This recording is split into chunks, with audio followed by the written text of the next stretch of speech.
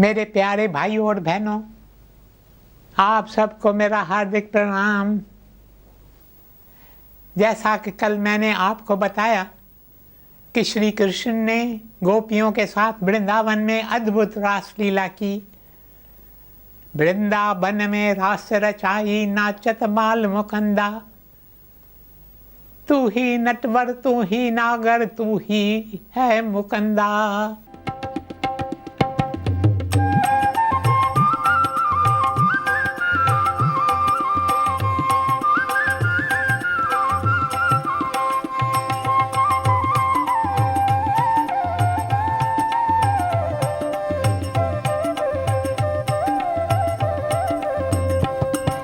नटवर नागर नंदा मन भजो रे हरि हरि गोविंदा। नटवर नागर नंदा मन भजो रे हरि हरि गोविंदा। नटवर नागर नंदा मन भजो रे हरि हरि गोविंदा। नटवर नागर नंदा मन भजो रे हरि हरि गोविंदा। भजो रे हरि हरि गोविंदा मन भजो रे हरि हरि गोविंदा। भजो रे हरि हरि गोविंदा मन भजो रे हरि हरि गोविंदा। भजो रे हरि हरि गोविंदा मन भजो रे हरि हरि गोविंदा।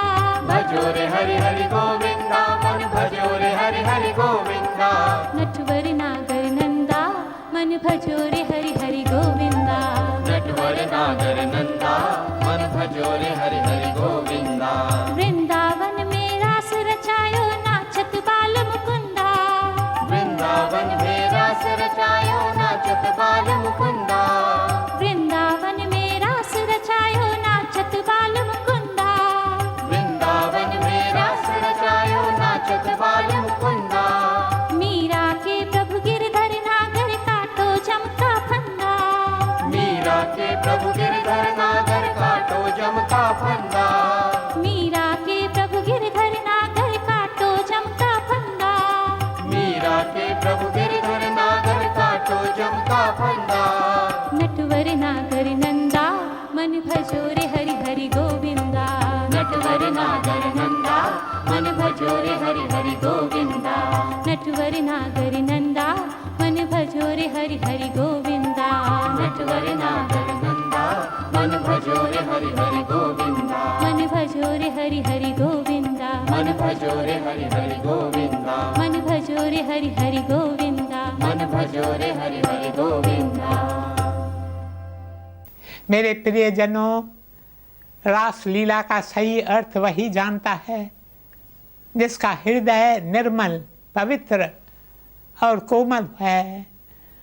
जिसका जीवन पवित्र है वही इस रासलीला का सही आनंद ले सकता है। वही इंसान इसे समझ सकता है। श्याम सुंदर की रासलीला को समझना हर इंसान के बस की बात नहीं है। कुछ भाग्यशाली लोग जिनके दिल में असीम भक्ति है वे ही समझ सकते हैं कि रासलीला क्या है। यह रासलीला जो आज भी कृष्ण लोक में चल रही है, जिसे नित्य लीला भी कहते हैं, पर इस लीला को वही समझ सकता है जिसके दिल में भक्ति है। He who transcends body, mind, consciousness, जो मनुष्य इस शरीर और शरीर की तमाम इंद्रियों के ऊपर उठ चुका हो, जो मन के उलझनों से ऊपर उठ चुका हो, उसे ही इस लीला का ज्ञान होता है। It is an intoxication. In this intoxication of ecstatic love, the separate identities of lover and beloved ones are lost. Each merges into the other. Each flows into the other. The two become one inseparable whole. मेरे प्यारे भाइयों और बहनों, 5000 वर्ष पूर्व प्रभु स्वयं इस पृथ्वी पर पधारे। वे हमारे कल्याण के लिए इस पृथ्वी पर अवतार लेकर आए और अपनी लीला दिखाई। ऐसी लीला जिसे इतनी सदियां बीत जाने पर भी भारत भुला नहीं पाया है। राधा और कृष्ण दो नहीं हैं, वे एक ही हैं। One soul wearing two bodies, Radha और कृष्ण का संबंध इतना अनोखा था कि आज भी लोगों की जुबान पर इनकी चर्चा है। आज भी लोगों के दिलो दिमाग में उनकी अनोखे प्रेम की छवि अंकित है। मेरे प्यारे भाई और बहनों, 5000 साल बीत गए हैं, पर आज तक भारत की आत्मा पर राधा का नाम अमर है। आज तक हम भक्ति शब्द का उच्चारण करते हैं तो हमारे आगे राधा की तस्वीर आ जाती है। भगवान कृष्ण कौन थे? राधा कौन थी? कृष्ण वो जिसके पास आकर्षण शक्ति हो। कृष्ण वो जो लोगों को अपनी ओर आकर्षित करता रहे। कितने ही लोगों को उन्होंने अपनी ओर आकर्षित किया है और अभी तक कर रहे हैं। श्री कृष्ण मुरली बजा रहे हैं जिसका एक ही आलाप है, सर्वधर्मान परित्यज्य मामेकम शरणम व्रज।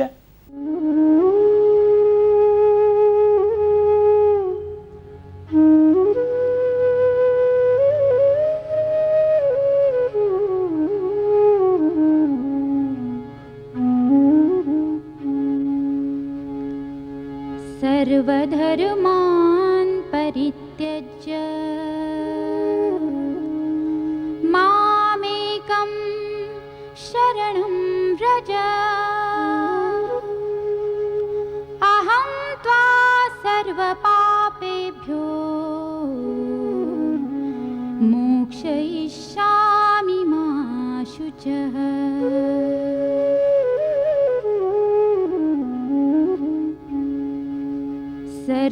सर्वधर्मान् परित्यज्य मामेकं शरणं व्रज।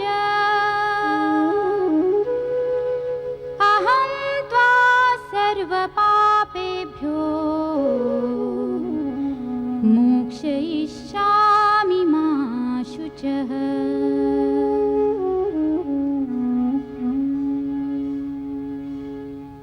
मेरे प्यारे भाई और बहनों, भगवान श्री कृष्ण हम में से एक एक से कह रहे हैं, मेरे पास आओ, मेरे पास आओ। अपनी मुरली की धुन से श्री कृष्ण ने कितने ही लोगों को मोह रखा है। राधा कौन है? राधा का मतलब रोशनी, धा का मतलब धारण, धारण करने वाला, जो रोशनी को धारण कर सके। राधा ने अपने जीवन में इस रोशनी के किरण को अखंड ज्योति के रूप में धारण किया, जिसका दूसरा नाम है भक्ति, प्रेम और इश्क। इस ज्योति को राधा ने अपने जीवन में प्रकाश किया, क्योंकि उसने स्वयं को पूर्ण रूप से भुला दिया। राधा के लिए इस संसार में कृष्ण ही उसका सब कुछ था।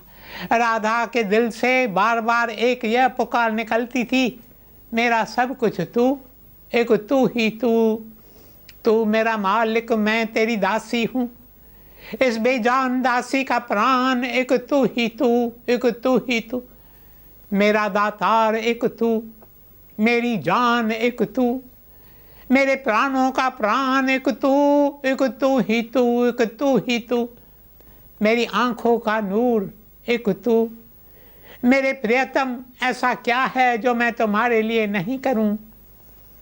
मेरे प्यारे भाई और बहनों, एक दिन कृष्ण बीमार पड़ते हैं, उनका बुखार बढ़ता ही जाता है। यशोदा माता से बाल गोपाल कहता है, माँ मेरा बुखार तब उतरेगा जब तुम किसी गोपी के चरणों की धूल मेरे मस्तक पर लगाओगी। यह सुनकर माता यशोदा एक एक करके सारी गोपियों के पास जाती है। उन्हें कहती है कि बाल गोपाल को बहुत तेज बुखार है और वह बुखार तब उतरेगा जब तुम में से कोई गोपी अपने पैरों की धूल मुझे देगी। मैं वह धूल जाकर कृष्ण के मस्तक पर लगाऊंगी। एक एक गोपी कहती है कि क्या है जो हम अपने प्रियतम शाम को न दें, पर अपने पैरों की धूल हम कैसे दें? शास्त्रों में ऐसा लिखा है, कि अगर किसी भक्त के पैरों की धूल भगवान के मस्तक पर लगाई जाएगी तो उसे नरक में जाना पड़ेगा। हम ऐसा काम कैसे कर सकती है? आखिर में यशोदा माता राधा के पास आती है। उनकी बात सुनकर राधा कहती है, माँ, जितनी धूल मेरे पैरों की तुम्हें चाहिए तुम ले जाओ, जाकर मेरे श्याम के मस्तक पर लगाओ, उसका बुखार तो उतर जाए। माता राधा से कहती है, राधा तू यह क्या कह रही है? क्या तुझे पता है कि शास्त्रों में क्या लिखा है? अगर किसी भक्त के चरणों की धूल भगवान के मस्तक पर लगाई जाएगी तो उस भक्त को नरक में जाना पड़ेगा। राधा कहती है, माँ, श्याम सुंदर के लिए एक बार क्या, मैं तो लाखों बार नरक में जाने के लिए तैयार हूँ। अगर मेरे पैरों की धूल से मेरे प्रियतम का बुखार उतर जाए तो इससे ज़्यादा मुझे और क्या चाहिए? क्या है जो मैं अपने प्रियतम के लिए न करूं? आज जब मैं राधा कृष्ण के इस पवित्र प्रेम का विचार कर रहा था तो मुझे एक ऐसे भक्त की याद आ गई जिसने राधा कृष्ण के पवित्र प्रेम को गीतों के रूप में डाला है। उस भक्त का नाम है जयदेव। हम उसे जयदेव कहते हैं, किंतु ओडिशा में लोग उन्हें जय देव कहते हैं। मेरे प्रियजनों, आइए देखते हैं जयदेव का जन्म कैसे होता है।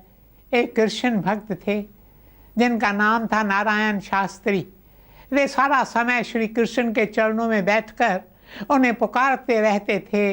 उन्हें तो श्री कृष्ण के नाम जपने के अलावा और कुछ भाता ही नहीं था। वे कृष्ण भक्ति में डूबे रहते और दुखियों दरिद्रों की सेवा करते थे। वे कृष्ण से कहते, मुझे अपने लिए कुछ नहीं चाहिए, मैं तो यह सब तुम्हारे लिए कर रहा हूँ। यह मेरी पुष्पांजलि है तुम्हारे श्री चरणों में। यदि तुम इसे स्वीकार कर लो तो मैं धन्य हो जाऊं। उनकी पत्नी का नाम था कमलाबाई। वह भी एक भक्त स्त्री थी, श्री कृष्ण की भक्त, किंतु बार बार उसके दिल में पुत्र को पाने के विचार उठते थे। वह सोचती, यदि पुत्र संतान नहीं हुई तो पितरों को तर्पण कौन करेगा? मेरे प्यारे भाइयों और बहनों, उन दिनों पितरों को तर्पण करने की बात को बहुत महत्व दिया जाता था। पितरों को तर्पण करने के लिए हर घर में एक पुत्र का होना अनिवार्य था। इसलिए कमलाबाई के दिल में पुत्र पाने की इच्छा थी। रह रहकर वह श्री कृष्ण को पुकारती थी, हे जगन्नाथ, कब तुम मुझे पुत्र संतान का वरदान दोगे? एक दिन जगन्नाथ उसकी पुकार सुनकर सपने में नारायण शास्त्री के पास आते हैं और कहते हैं, मैं तुम्हारी और तुम्हारी पत्नी की भक्ति से प्रसन्न हूँ। I am pleased in both of you. मैं तुम्हारी पत्नी की इच्छा पूरी करूँगा। वह बार बार मुझे पुकारती रही है, अब मैं उसकी मांग पूरी करने जा रहा हूँ। इस सपने से नारायण शास्त्री का अंग अंग पुलकित हो उठता है। जब अचानक वे नींद से जागते हैं तो सोचते हैं, अरे मेरा सपना क्यों टूट गया? कितना अच्छा होता जो यह सपना यूं ही चलता रहता। वे फिर से अपनी आंखें मूंद लेते हैं, मन ही मन कहते हैं, मैं इस सपने से दूर नहीं रहना चाहता। वे आंखें मूंद कर लेटते हैं, किंतु उन्हें वह सपना दोबारा नहीं आता। वे उठकर बैठ जाते हैं और अपनी पत्नी को कमला कमला पुकार कर नींद से जगाते हैं। कमला नींद से जागती है और कहती है, प्राणनाथ, आधी रात के समय आप मुझे पुकार रहे हैं, आज्ञा कीजिए, मैं आपकी क्या सेवा करूं?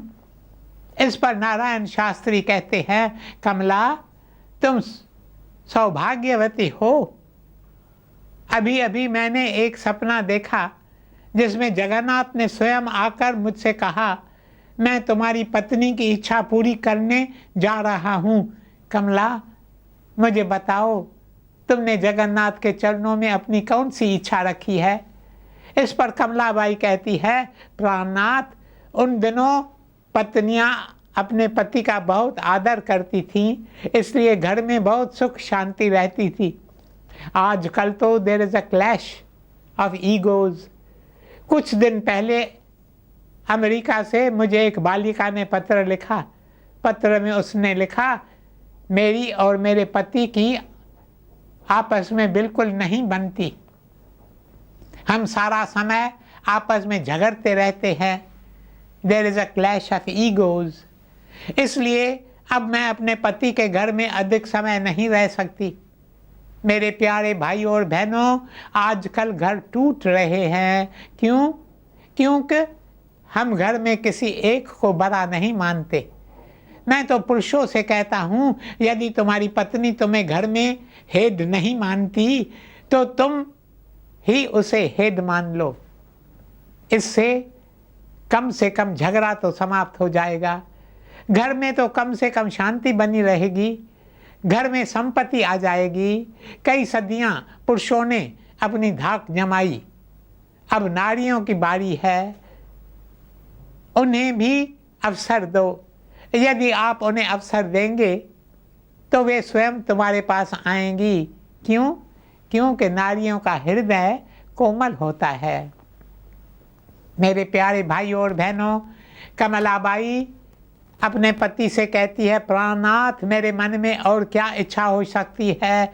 मेरे दिल में वही इच्छा है जो एक एक नारी के दिल में उठती है, पुत्र को पाने की इच्छा। नारायण शास्त्री जब ये शब्द सुनते हैं तो उनके चेहरे का रंग उड़ जाता है। वे अपनी पत्नी से कहते हैं कि तुम तो मूर्ख हो, प्रभु के चरणों में पुत्र संतान की इच्छा रखी है, तुमने प्रभु से पुत्र मांगा है। यह तो वही बात हुई कि कोई व्यक्ति राजा के पास मिलने जाए, उसे राजा से मिलने का अवसर प्राप्त हो तो वह राजा से एक मुट्ठी आटा मांगे। भला राजा से मुट्ठी आटा कैसे मांगा जा सकता है? राजा से तो वो मांगना चाहिए, a gift which may be worthy of a king. तुमने प्रभु से जाकर मांगा भी तो एक पुत्र, तुम तो मूर्ख हो। बस इसी बात को लेकर पति पत्नी के बीच एक दीवार खड़ी हो जाती है। पति अपनी पत्नी की कोमल भावनाओं को समझते ही नहीं। ये दोनों जो सदा साथ रहते थे, एक दूसरे से एकांकी थी, अब दोनों के बीच फासले पड़ जाते हैं।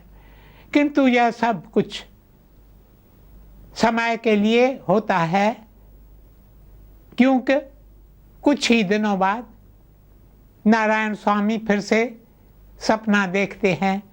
सपने में वे एक ब्राह्मण को देखते हैं। वे मन ही मन कहते हैं, ये तो मेरे प्रभु जगन्नाथ हैं जो ब्राह्मण का भेष बनाकर आए हैं। ब्राह्मण नारायण स्वामी से कहता है, तुम अपनी पत्नी से प्रेम भरा व्यवहार करो, तुम्हारी पत्नी तो सच्ची भक्त नारी है, तुमने उसे ठीक से समझा नहीं है। तुम्हारी पत्नी ने मेरे चरणों में पुत्र संतान की जो इच्छा रखी है उसमें मेरा ही हाथ है।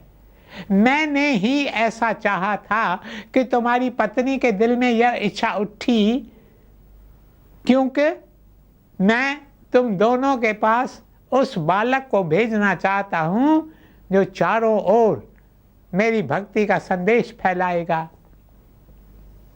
यह सपना देखने के बाद नारायण स्वामी तुरंत उठता है और अपने दोनों हाथ जोड़कर पत्नी के सामने खड़ा हो जाता है। वह अपनी पत्नी से कहता है, कमला, मुझे क्षमा कर दो। कुछ दिनों से मैं तुम्हें समझ नहीं पा रहा था, किंतु आज भगवान ने मेरी आँखों से अज्ञानता की पट्टियाँ हटा दी हैं, इसलिए मैं तुमसे क्षमा याचना कर रहा हूँ। मुझे दे दो माफ़ी, मुझे दे दो माफ़ी। मेरे प्यारे भाई और बहनों, फिर जयदेव का जन्म होता है। वह बचपन से ही निराला बालक था। उसकी आंखों में अजीब सी चमक थी और होठों पर मुस्कान खिली रहती थी। वह जब कृष्ण नाम का कीर्तन सुनता था तो सब कुछ भूल जाता था। गोविंदा गोपाला, राधे कृष्ण हरि, राधे कृष्ण हरि।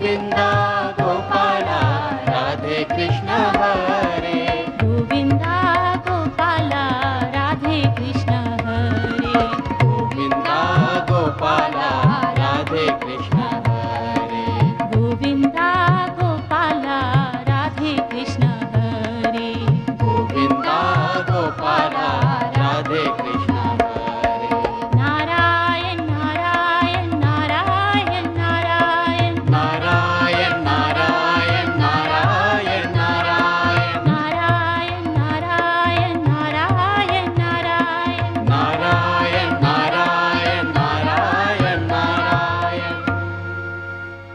मेरे प्रियजनों, जब जयदेव 5 वर्ष का होता है तो उसे पढ़ने के लिए भेजते हैं। वह जल्द ही अपनी शिक्षा पूरी कर लेता है। जब वह कुछ बड़ा हो जाता है तो उसके माता पिता का देहांत हो जाता है। अब जयदेव अकेला रह जाता है। वह भी एक सच्चा वैरागी, सच्चा सन्यासी था। वह गेरुए वस्त्र धारण नहीं करता, वह सदा श्वेत वस्त्र ही पहनता था, किंतु फिर भी वह सच्चा सन्यासी था, क्योंकि वह तो भीतर से सन्यासी था। आज बस यहीं तक, शेष कल। ओम शांति शांति शांति।